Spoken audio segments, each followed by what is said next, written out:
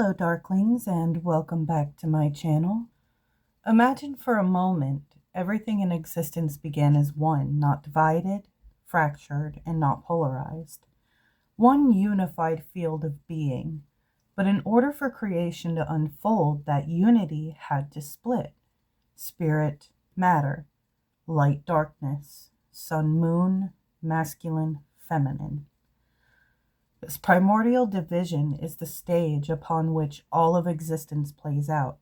Yet hidden within the ancient texts of alchemy is a profound idea. The purpose of transformation is not to destroy these opposites, but unite them. This union is called the alchemical marriage. And we are going to get all into that. So welcome back. I am so excited to be talking about this, as I'm going to hopefully in the coming months continue the lecture thing. It's going to be free on here, so you will see it, about alchemy, the stages, the Ouroboros, some alchemical and hermetic symbols and such, and doing deep dives on all of these occult philosophies. It's something I've been studying and looking into for a while now, and I am really excited to just talk about and share a little bit about it and my thoughts with it. I have been sick, so I can't be in front of the camera right now because I will look like the lead role in The Night of the Living Dead.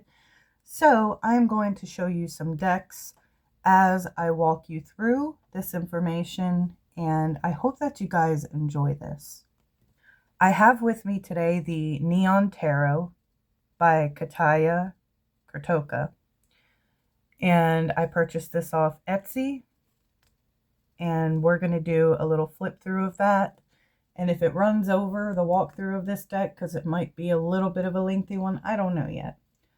We'll see how it goes. Then I will do a walkthrough of a few other decks with it. And just a little FYI, if you are newer to this information and these occult philosophies, I wanted to recommend a book for those who are kind of beginning with all of this. It's called The Awakened Life, Alchemy, Energize Your Life by Freeing the Mind by Dennis William Hawk. This book is excellent for a beginning alchemist. It has everything. But all right, you guys, let's get into it, because I'm excited, and I'm excited to see this deck. I don't like tuck boxes, but that's all right. It's okay. So today we are going to explore what alchemists truly meant by the alchemical marriage, or the merging of opposites. And it's a mysterious symbol, and we're going to explore why it appears again and again in esoteric traditions, and whether it truly represents the merging of all duality, as I believe it does. Now, when I say merging, I do not mean like destroying it. I mean harmonizing it. I know the word merge could kind of make that sound like it becomes one, and maybe in a way it does. This also will tie into the Trinities, the Father, the Son, and the Holy Spirit, or the Sis Osiris Horus. I do believe that part of what that means is heavily rooted and secretly in the meaning of the alchemical marriage. But okay. So, the symbol of the sacred wedding. In many alchemical manuscripts, we find a strange and beautiful image. A king and a queen standing together. I'm sure a lot of you have seen this. The king represents the solar principle. He is the sun, spirit, consciousness, fire, and active force. The queen represents the lunar principle. She is the moon, soul, matter, intuition, and receptive force. To the alchemists, these two figures symbolize the fundamental polarities of existence. They called their union, conjunctio, the sacred joining of opposites. But this was not simply romantic symbolism. Alchemy was never merely about love stories. It was a coded language describing transformation at multiple levels. The transformation of matter, the transformation of the psyche, and the transformation of consciousness itself. The king and queen represent forces that appear opposite, yet secretly belong to the same original unity. Their marriage restores that unity. But here is the subtle secret. They do not simply merge back into sameness. Instead, something new is born of their union, which is where we get the third in the triad of the Trinities. It's the birth of the Rabis. When the alchemical marriage is complete, the result is often depicted as a mysterious being called the Rabis.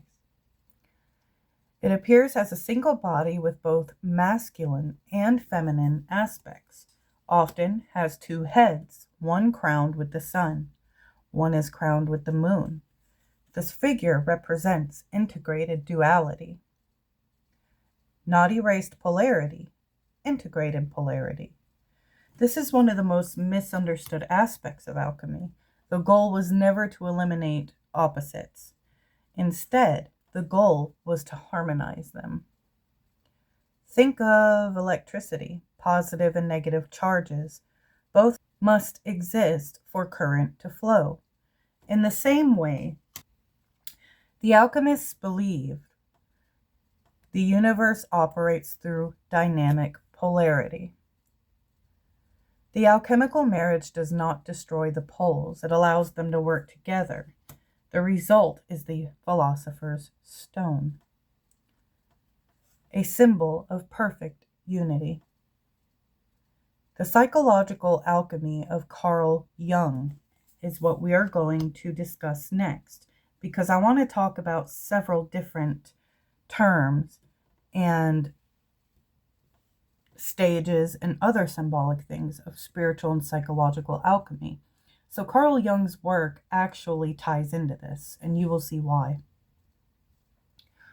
But centuries after the alchemists, the Swiss psychologist Carl Jung became deeply fascinated with their writings. To Jung, alchemy was not simply primitive chemistry. It was a symbolic language describing the transformation of the human psyche. He believed the strange images in the alchemical texts reflected processes happening within our own consciousness. And one of the most important of these processes involves something Jung called the shadow. So the shadow, what Jung actually meant. Today, the word shadow work is used everywhere in spiritual spaces. Often it becomes a kind of accusation, which I'm so fatigued over. I'm so sick of hearing it. You need shadow work. You're projecting. The shadow becomes something used as a psychological weapon when used in this way. But it's not how Carl Jung understood the shadow. For Jung, the shadow archetype simply meant the parts of ourselves that remain unconscious. These are traits, emotions, impulses, or potentials that our conscious identity rejects. Sometimes they are negative traits, anger, jealousy, resentment, but sometimes the shadow also contains positive things that we are taught to suppress. Our creativity, our power, sexual energy, assertiveness, confidence. The shadow is not evil. The shadow is not something to be weaponized against other people. And when we do, Jung actually says it's something called inflation, and it is our shadow pointing out other people's. Anyway, it is simply just the unknown part of the self, and we all have it. So Jung believed that psychological suffering often occurs when we try to pretend these aspects do not exist. Instead of acknowledging them, we project them onto others. In other words, we see in others what we cannot accept in ourselves. True shadow work is not about accusing. It's about reclaiming the parts of ourselves that we have pushed into darkness. And this process mirrors the first stage of alchemy. Nigredo, meeting the shadow.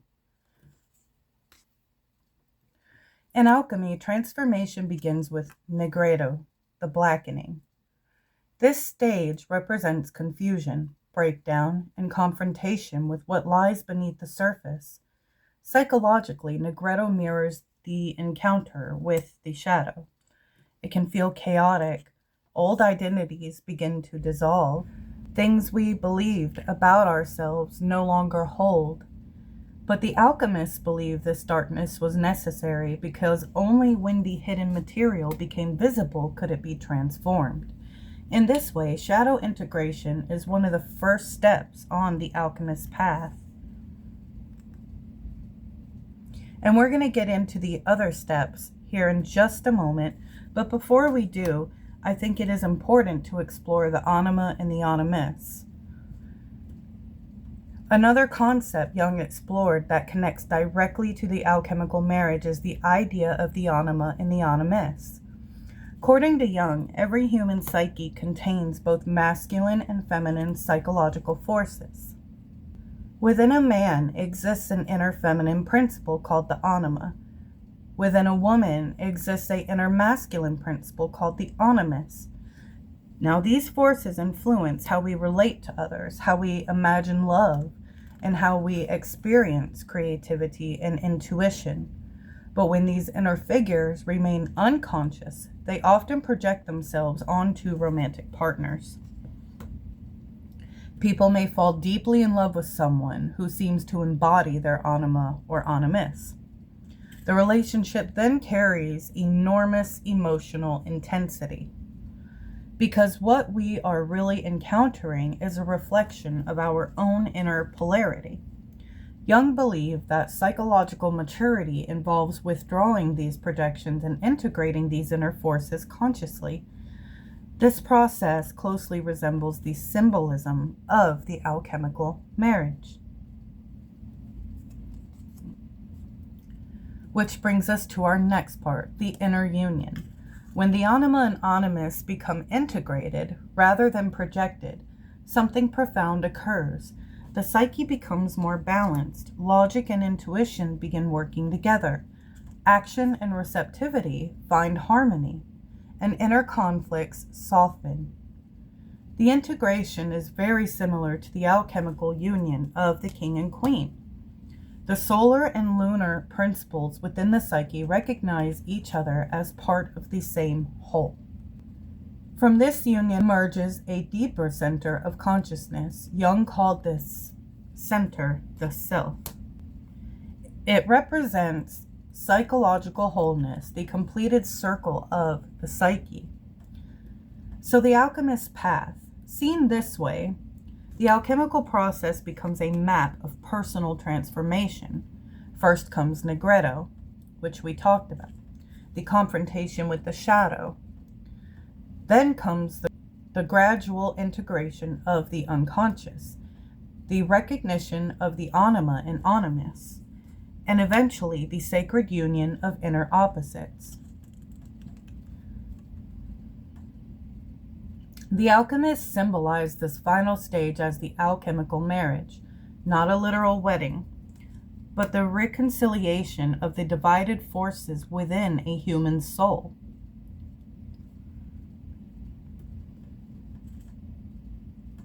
So, the alchemical marriage as the merging of all duality. So we discussed that it is not the destruction of duality, and it is not the erasure of difference. Instead, it is the harmonization of the opposites into a higher state of unity. So I guess it would be being aware of and making room for them to balance them out. Duality becomes integrated rather than abolished. From the union of opposites emerges a third reality. a new state of being. The alchemists called this state the Philosopher's Stone, the divine child, the Rabbi, the perfect being. Some esoteric traditions suggest that a person who completes this inner alchemy gains a profound form of freedom. They're no longer unconsciously driven by the polarities within them. They are not dominated by instinct or intellect, emotion or reason, masculine or feminine impulses. Instead, they move between these forces consciously. They command the currents rather than being carried by them. This state was sometimes described by the alchemists as the birth of the magus, a being who has united the divided forces of existence within themselves, and through that union has become whole. Perhaps this is the true meaning hidden within the alchemical marriage. Not simply the union of the king and the queen alone, but transformation of the human soul itself. So after Nigredo, the other alchemical stages, which is a map to our spiritual and psychological transformation. The second stage would be Albedo, the whitening. After the darkness of Nigredo, the psyche begins to clarify. Albedo is the stage of purification and illumination. In traditional alchemy, this stage is associated with the moon, water, washing, bathing, cleansing, and the White Queen.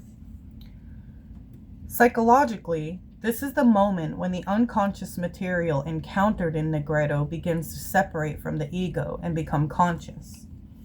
So what this could look like: clarity after emotional chaos, seeing patterns in your own behavior, recognizing your own projections, and reclaiming pieces of the shadow.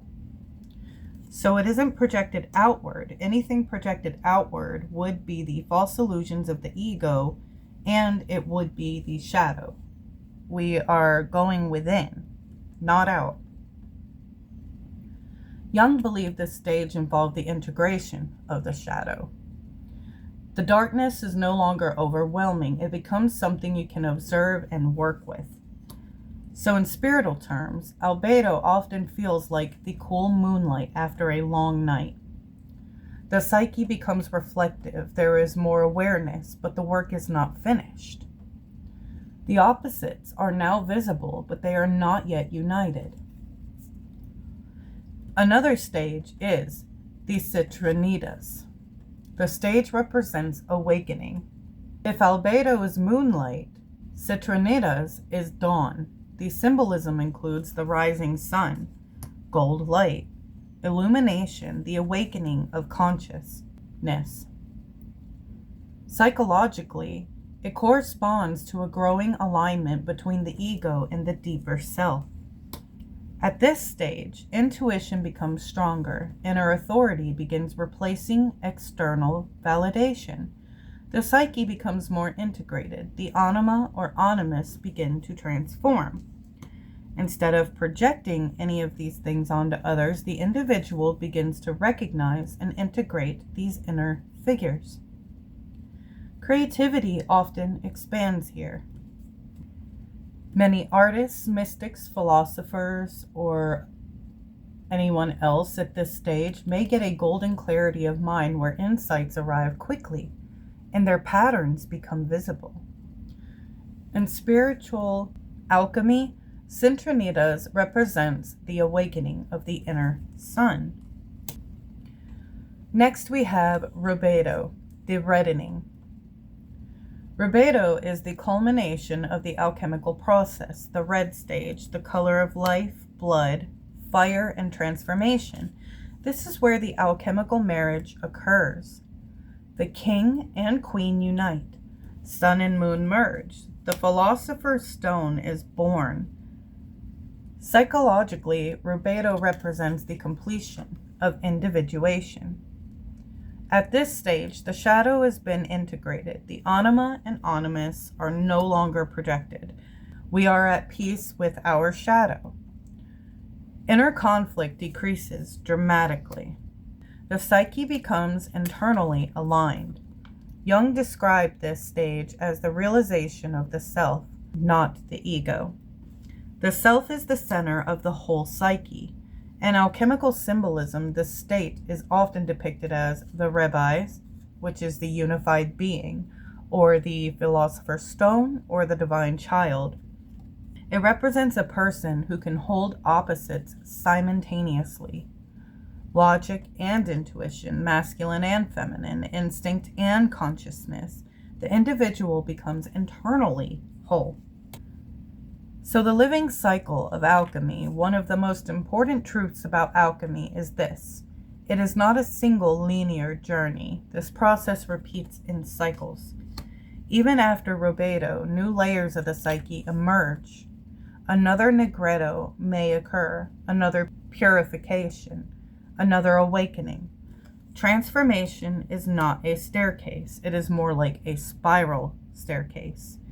And each cycle brings deeper and deeper integration. This is one reason why it's kind of silly to call out other people's projections or shadows, because we all do it, and the deeper we get and more advanced on this path, the more the shit's gonna get real. So a simple map of spiritual alchemy. Once again, we got Nigredo, confronting the shadow and ego structures dissolve.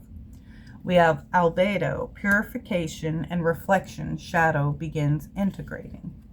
Citrinitas, and that is awakening of inner consciousness, integration of Anima and Animus. And then Rubedo, the sacred union of opposites, and birth of the integrated self. So why this matters on an alchemist's path? The ancient alchemists believed their work in the laboratory mirrored an inner transformation. So lead turning into gold was never just chemistry. Lead symbolized the unconscious and unrefined self. Gold symbolized awakened consciousness. The alchemical process was a metaphor for turning the raw material of human experience into wisdom. In that sense, every emotional crisis, every shadow encounter, every moment of clarity is part of the great work, your magnum opus.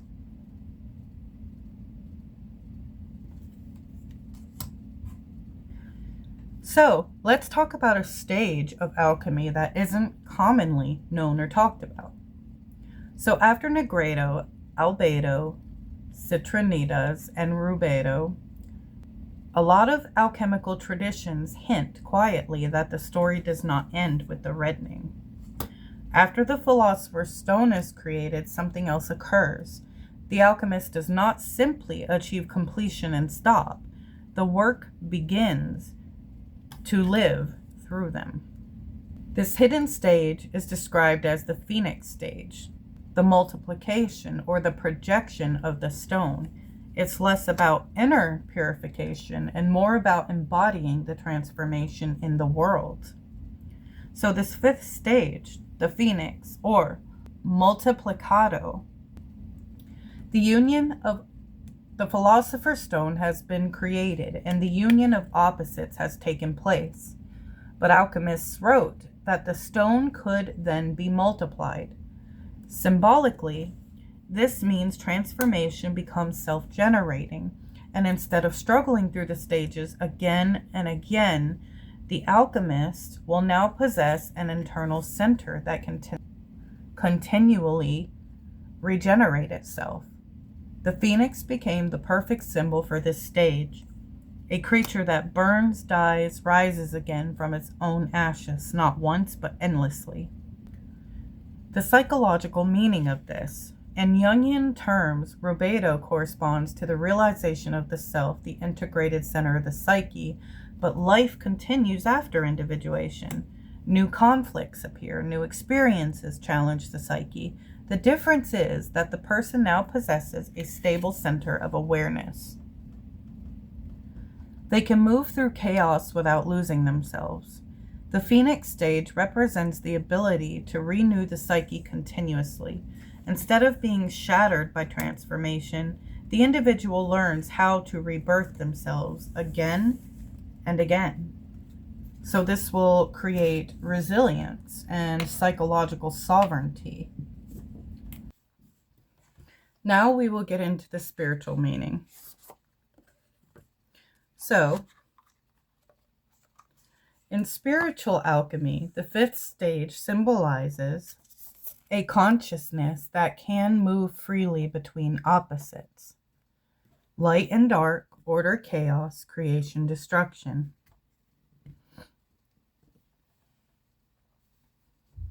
Instead of being trapped in polarity, the alchemist becomes a mediator of forces. They do not reject the darkness. They do not cling to the light. They understand both are necessary movements within a larger cycle of transformation. This is why many alchemical texts associate the final stage with immortality symbolism. Not literal physical immortality, but the discovery of something within consciousness that does not collapse when identities change. A center that survives every psychological and spiritual death. Now we're going to talk about the projection of the stone. In classical alchemy, once the Philosopher stone was created, it could be used to transmute other metals. Symbolically, this means the transformation within the alchemist begins to affect the world around them. Their presence becomes catalytic. They influence others without forcing anything. Ideas spread. Wisdom speaks. Transformation speaks. This isn't where we kind of preach to others or become so set on ideas that they become unshaken, and if anybody else has another point of view, we call out their shadows. This isn't a I'm right or you're wrong thing. That would be forced. It's just where somebody's ideas, wisdom, and transformation spreads without them even fully being conscious at times, and sometimes they are conscious of it. I think everybody kind of in a way does this for everyone anyway. There are so many knowledgeable people and wise people in our community, and I can definitely see where this flows and ebbs in between all of us. But this is why some esoteric traditions say the final stage of an alchemist's path is not isolation, but participation in the world. The gold that was created internally begins to appear externally. So, the living magnum opus.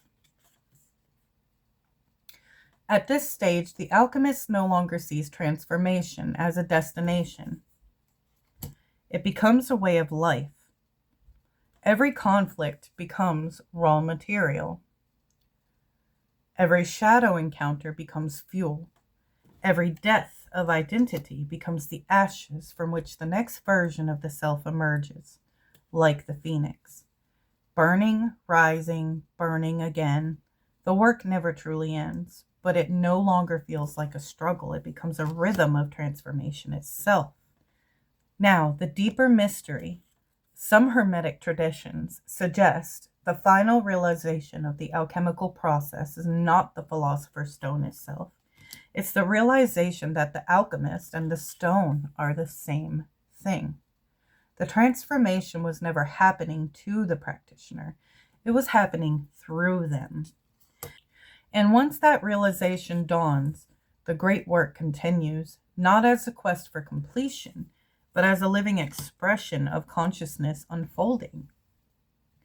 Now I want to talk about the Ouroboros symbol. It is the secret map of the great work, or what is also known as the magnum opus. The Ouroboros, the serpent eating its own tail, forming a circle. At first glance, it seems simple, but to the alchemists, it represented one of the deepest secrets of transformation. Inside many manuscripts, the serpent is divided into two colors, black and white. The single image encodes several layers of meaning. First, it represents the unity of opposites, the light and the darkness forming a continuous whole. But more importantly, the Ouroboros represents the cycle of transformation itself and consciousness itself. because when we transform, we are essentially changing our consciousness. The alchemists believed that the great work was not a straight line. It was self-consuming, self-renewing processes. The psyche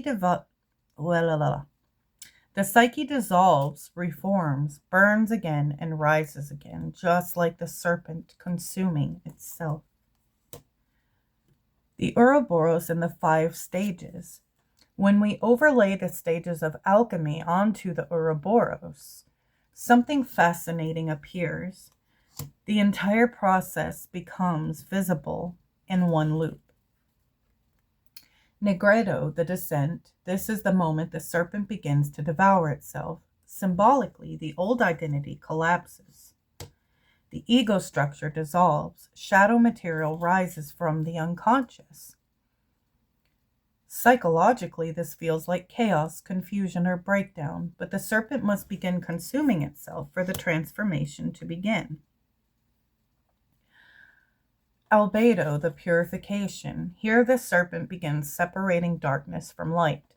Clarity appears, awareness increases, shadow material is recognized instead of projected, and the psyche begins washing and purifying itself.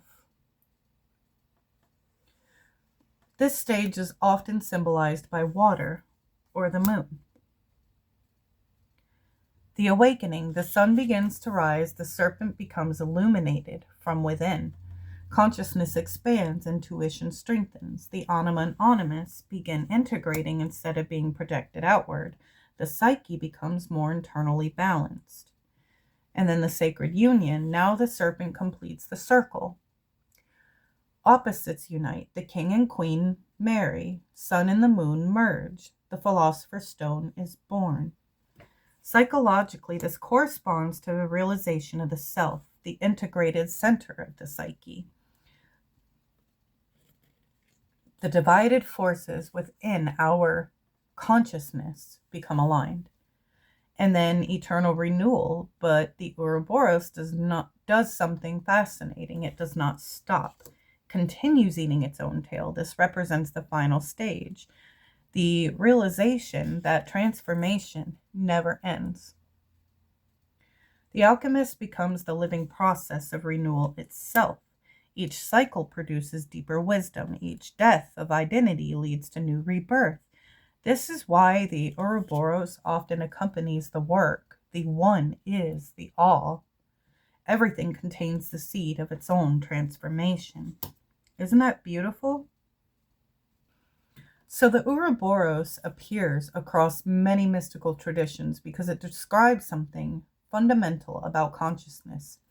The psyche constantly renews itself through cycles of destruction and creation. Mystics, psychologists, and alchemists all observe this pattern.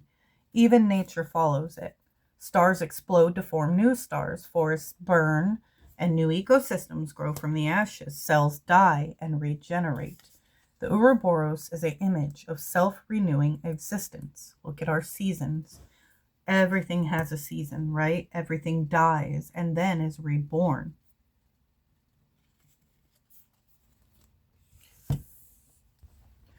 So an alchemist's final realization. Many alchemists eventually concluded that the Philosopher's Stone was not an object. It was a state of consciousness. The alchemist eventually realizes something profound. They are not separate from the process. They are the furnace. They are the serpent. They are the stone. The transformation they sought was the unfolding of their own awareness. The Ouroboros reminds us that transformation is not something that happens once. It is an eternal rhythm of becoming.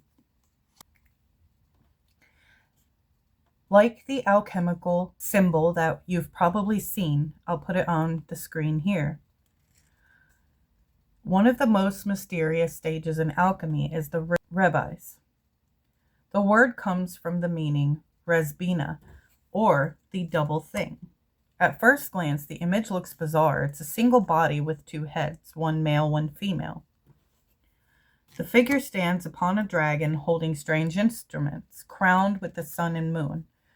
To someone unfamiliar with alchemy, it may look like fantasy art, but to the alchemists, it was a complete map of the transformed human being. Something I love so much about alchemical symbols or hermetic symbols, Gnostic symbols, and such is that they do appear bizarre, but when really studied, they are so, so deep. But every symbol in the Rabis describes what happened when the great work's complete. So I want to break this symbol down real quick. The two heads, union of inner opposites. The more obvious feature of the Rabis is the two heads, one masculine, one feminine. This does not represent gender, it represents the two psychological polarities of the psyche. The reason and intuition, the action, receptive, solar, lunar consciousness. So in Jungian language, this corresponds to the integration of the anima and animus. The person no longer projects their masculine or feminine onto others. Instead, those forces become internal partners working together. The result is a psychological balance. Now, what's interesting, in this stage, the mind becomes capable of holding paradox without breaking. And one thing I want to say is, this is where we integrate the polar energy within ourselves, not external. Remember, to practice the great work, nothing externally until we get to that phoenix stage, and then we can apply our wisdom to others. But everything's going to be internally worked on. So the sun and the moon crowns in the picture. Above each head appears a celestial symbol, the sun above the masculine, the moon above the feminine. This represents the ancient Hermetic principle, sol et luna. Sun and moon, spirit and soul, conscious and unconscious. And the completed alchemist, these forces no longer fight for dominance. They illuminate each other. The psyche becomes more clear and intuitive, logical, yet imaginative. The compass and the square, often the Rabis holds two tools, a compass and a square. These tools symbolize the union of heaven and earth. The compass represents spiritual awareness, the circle, infinity, the realm of ideas. The square represents matter, structure, the physical world. The completed alchemist is able to move between both realms. They are grounded in reality while remaining connected to deeper levels of consciousness. This is why many alchemists describe the final stage as the union of spirit made matter and matter made spirit. Standing on the dragon, perhaps the most dramatic element of the image is what the Rabis stand upon, a dragon. In alchemy, the dragon represents raw instinct and chaotic primal energy. It symbolizes the unconscious forces that can dominate human behavior, like fear, desire, aggression, sexual energy, survival instincts. In the beginning of the alchemical process, the dragon controls the person, but in the final stage, the Rabis stands upon it, not destroying it, not rejecting it, but mastering it. The instincts become fuel instead of chains, which that kind of, in a beautiful way, reminds me a lot of the Shiva and Shakti and Kali story, symbolically. If you look at it, I could see like a lot of the parallels.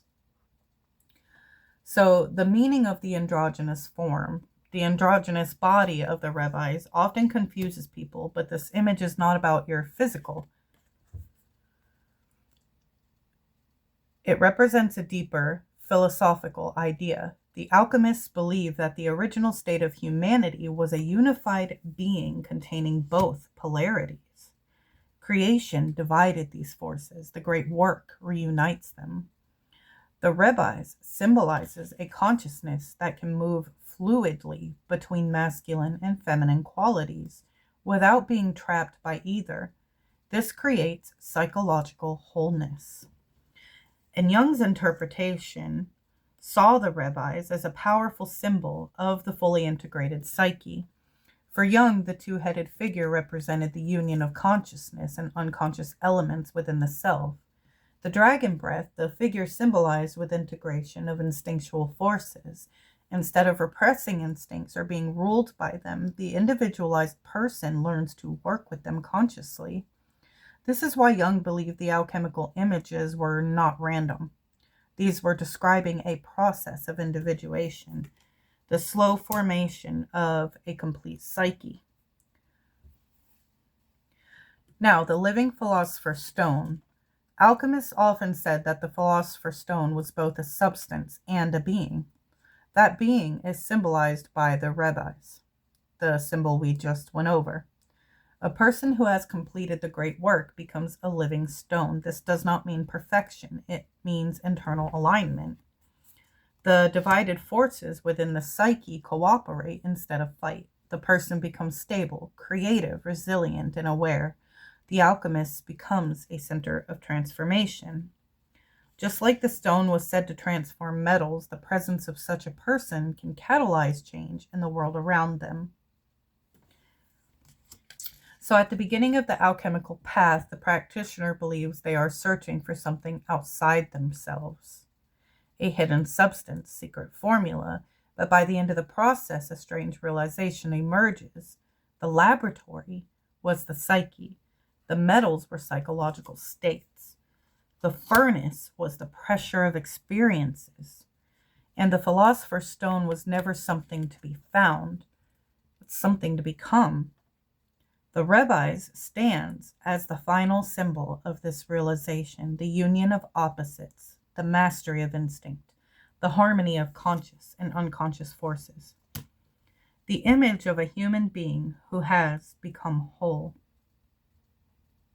The deeper you look into the symbolism of tarot, the more it begins to resemble an alchemical initiation, story disguised as cards.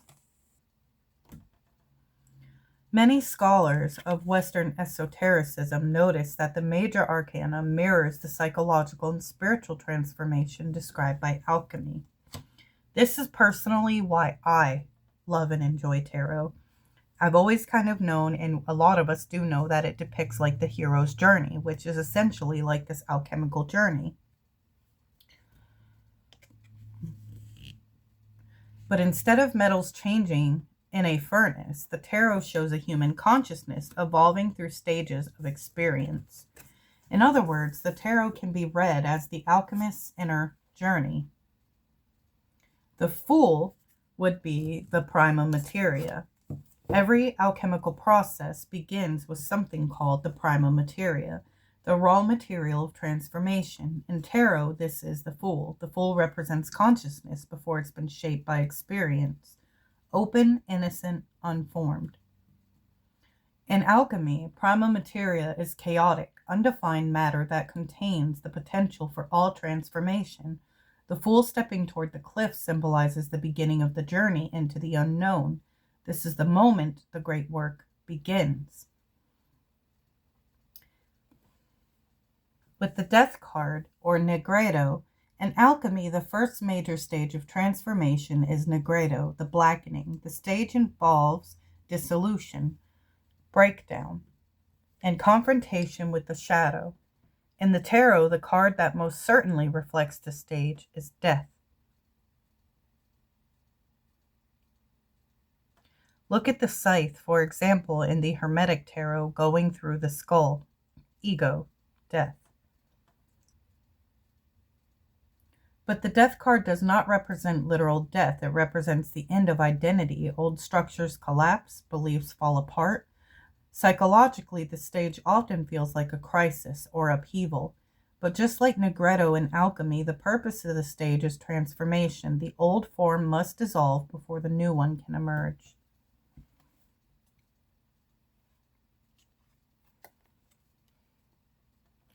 Temperance is the alchemical process. Few tarot cards look more like alchemy than temperance. The angel pours liquid between two vessels. This is the classic alchemical act of mixing and balancing opposites. Fire and water, spirit and matter, conscious and unconscious forces. The path behind the angel leads toward a glowing crown, symbolizing enlightenment. Temperance represents the stage where the psyche begins harmonizing the forces uncovered during Nigredo.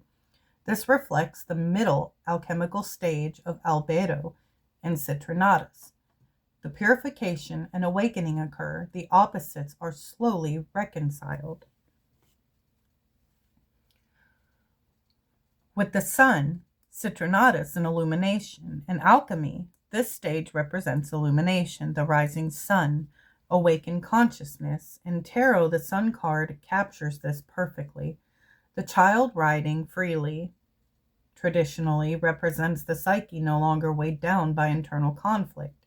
Clarity replaces confusion, truth becomes visible. This stage reflects the awakening of deeper self.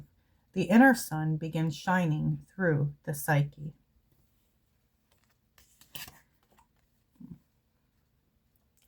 Finally, the world, Rubedo, and completion.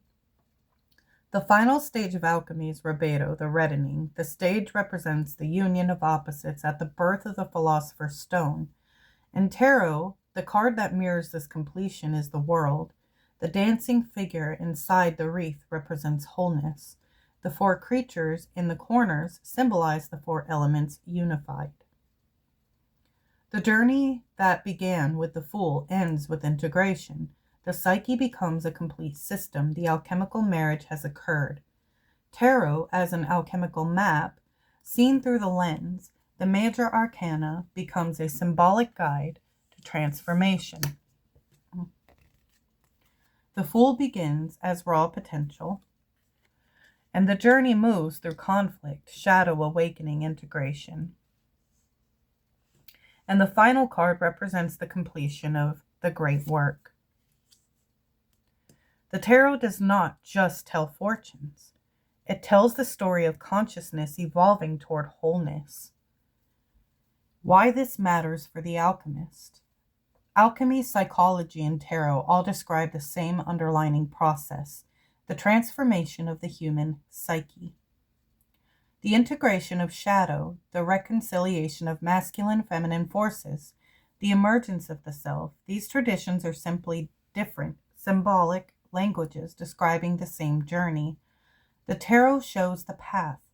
Alchemy describes the transformation. Psychology explains the inner mechanics. Together they form a map of the magnum opus, or the great work. The ideas of the divine feminine and divine masculine appear everywhere today. But most modern conversations flatten them into personality traits or gender roles. In the deeper esoteric traditions, these forces were never meant to be stereotypes. They're cosmic polarities that exist inside every human psyche. Alchemy gives us one of the clearest maps for understanding them. In alchemy, the masculine principle is associated with soul, the sun. It represents qualities of structure and direction within consciousness. The solar principle includes clarity of awareness, focus and intention, willpower, action and movement, protection and boundary setting. Psychologically, the divine masculine corresponds to the part of the psyche that organizes reality. It builds systems, defines goals, and moves towards purpose. When healthy, the masculine principles provide stability and direction. When distorted, it becomes domination, rigidity, or control. The alchemists symbolize this force as king, represents conscious awareness and spiritual fire. The feminine in principle in alchemy is associated with Luna, the moon. It represents receptivity, depth, the unconscious dimensions of the psyche. The lunar principle includes intuition, emotional intelligence, creativity, receptivity and reflection, connection to cycles and nature. I feel like we can get a really shallow idea of, like, say, the dark feminine, because feminine energy represents the depth of the unconscious dimensions of the psyche. This is where the archetype of the dark feminine comes from. So when we say dark, this is what it is truly meant by that, not the shallow things we hear today about the dark feminine. Though I'm not judging, we're all just trying to understand these things. So the lunar principle of the feminine includes intuition, emotional intelligence, creativity, receptivity, and reflection, connection to the cycles of nature. Psychology, the feminine principle governs inner perception. It allows us to feel meaning, perceive symbolism, and access imagination. When healthy, the feminine principle nurtures creativity and empathy. When distorted, it can become passivity, emotional overwhelm, and dependency. The alchemists symbolize this force as queen, representing the soul in the mysterious depths of the psyche. Why both forces exist in everyone? Alchemy never viewed masculine and feminine forces as belonging to men or women. They were understood as universal energies present in every human being. Carl Jung later described these forces in psychological language. Within the man exists the anima. Within the woman exists the animus. So that is their inner polar energy. When these inner forces remain unconscious, they often get projected onto our romantic partners, as we discussed. And people fall in love with someone who seems to embody the qualities they have not yet integrated within themselves. This creates powerful attraction, but also intense conflict. Suddenly, all of my relationships seem to make sense. Jung believed that maturity requires integrating these inner polarities rather than projecting them outward. So in the alchemical marriage of these two energies, it is the moment when the solar and lunar forces unite. The union's not about domination or submission. It is about cooperation between opposites. When the divine masculine and divine feminine work together internally, intuition informs action, emotion and logic support each other, and creativity gains structure. Purpose gains meaning. The union creates psychological wholeness. In alchemical symbolism, this is the birth of the Philosopher's Stone, creating that unity and that trinity, the Father, the Mother, and the Son. The sun representing not a literal gendered sun, but illumination, as we discussed. So the problem with modern interpretations: in spiritual communities, divine masculine and feminine ideas somehow become simplified. They may be reduced to stereotypes like masculine's logic, feminine's emotion, or framed as external relationship dynamics between men and women, though they are projected traits of the unintegrated energies that are manifested in material. But the deeper alchemical understanding is these forces are inner archetypes that may be integrated within the individual. The alchemical marriage is not primarily about finding a partner who completes you. It's about reconciling the polarities within your own psyche. Remember, when we practice this, guys, it's always within, always within. The divine child. So, when the masculine and feminine unite in alchemy, something new emerges. The alchemists symbolize this as the divine child.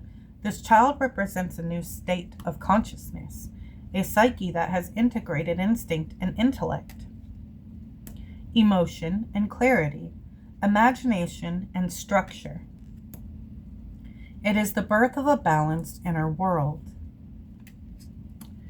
The deeper spiritual meaning: at the deepest level, the divine masculine and feminine represent the fundamental polarity of existence itself.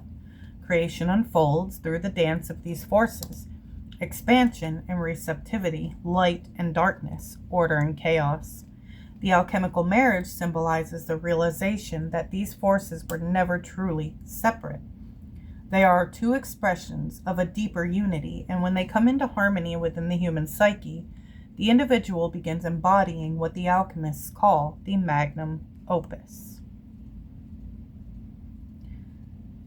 Last, we have the dark feminine in esoteric traditions. It's not simply the opposite of divine feminine.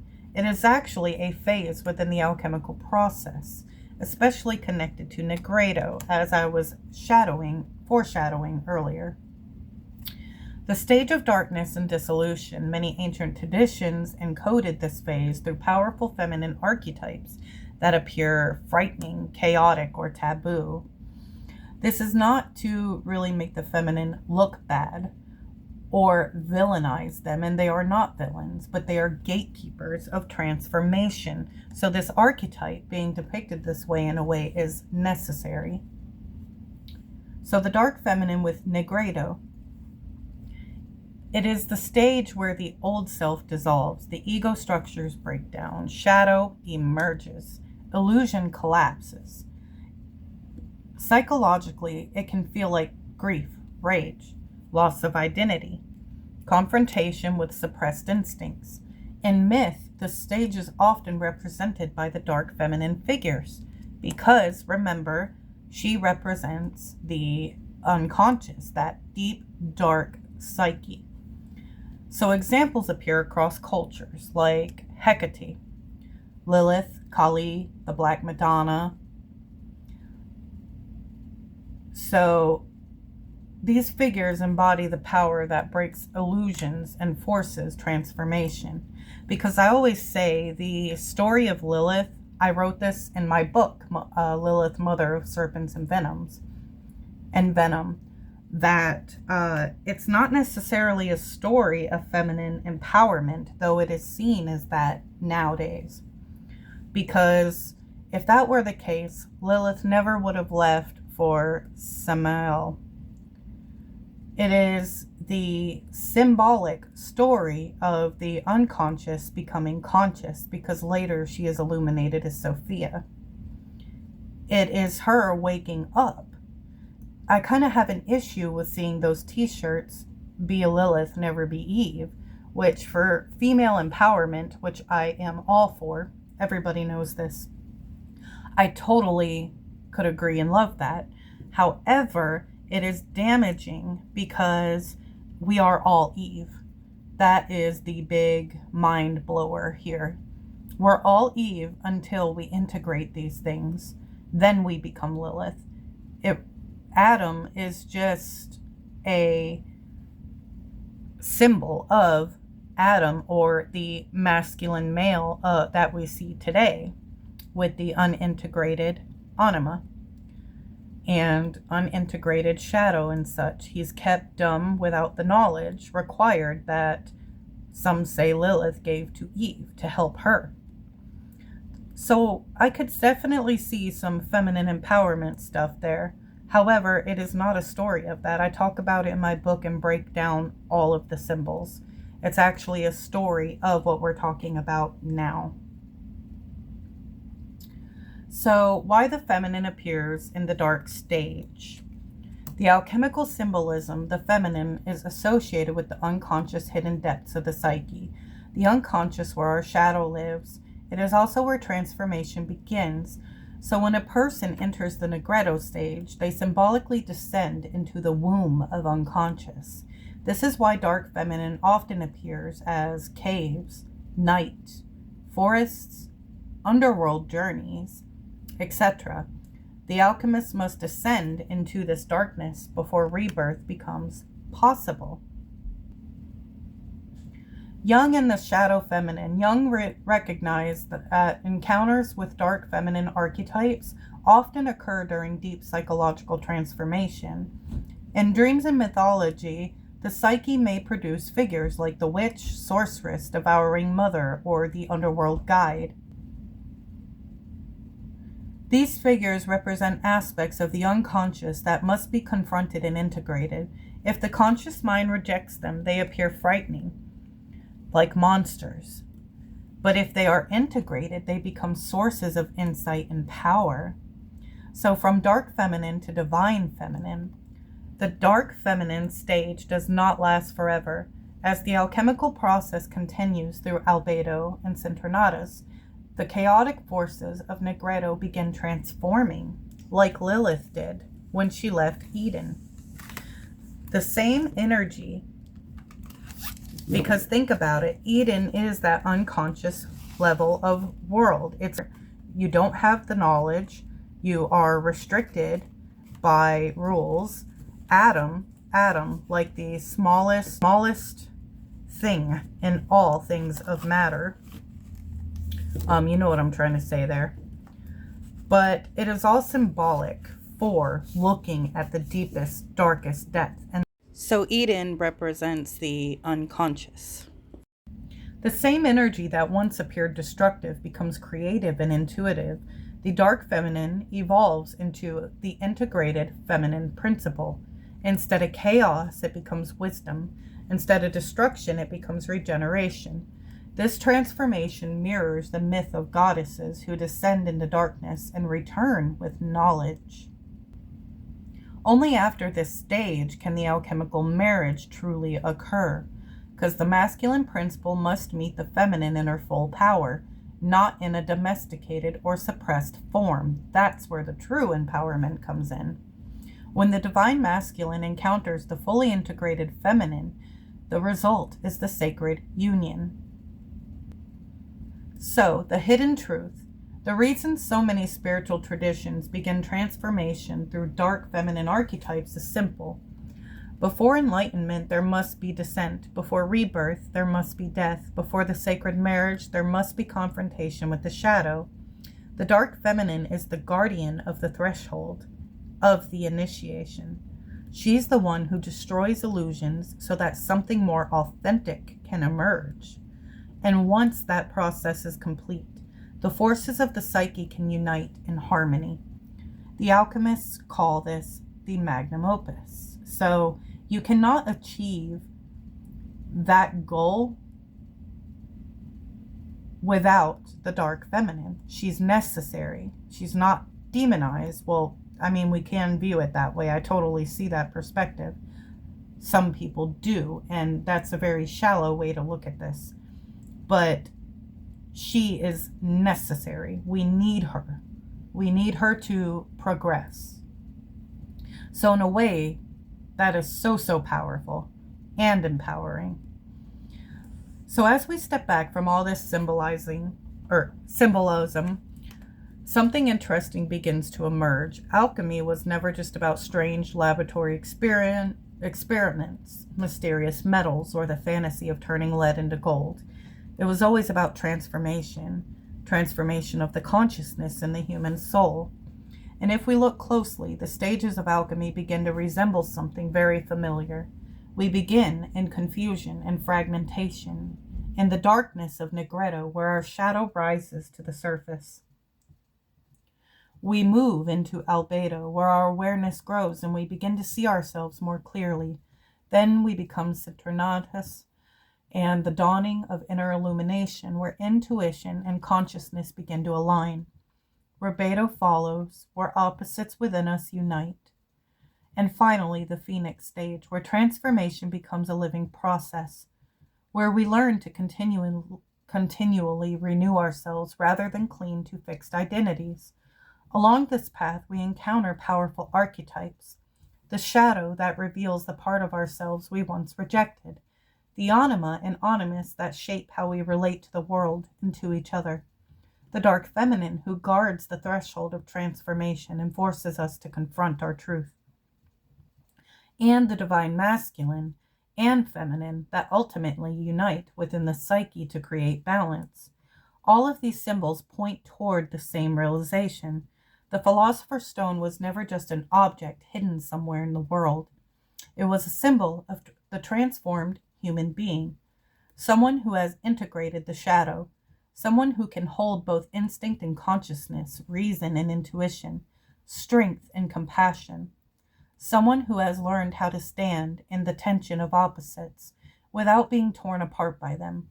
In other words, the alchemist eventually discovers that the magnum opus is not something we complete once and walk away from. It becomes a way of living, a continual process of death and rebirth, of dissolving what no longer serves us and allowing something new to emerge. Just like the Ouroboros, the serpent that consumes its own tail, just like the phoenix that rises again and again from its own ashes, transformation is not the end of the path. It is the rhythm of life itself, and perhaps that is the deepest message hidden within the ancient language of alchemy. The gold we seek is not something we find ourselves, it's something we slowly become. The magnum opus is the unfolding of the human soul, and the laboratory where that work takes place has always been inside of us. Well, I hope you guys enjoyed this. I think I'm going to turn it into a podcast because I'm going to go in depth on each topic brought up in this video instead of like courses type of formatting. I put that in quotes because I just don't know, lectures maybe, what else to call it. But I think I'm going to turn these into podcasts. I really want to go deeper into each and every one of these topics and break them down for us. Each stage of alchemy, the divine masculine, the divine feminine, the dark feminine, all of it, guys. We're going to get really deep.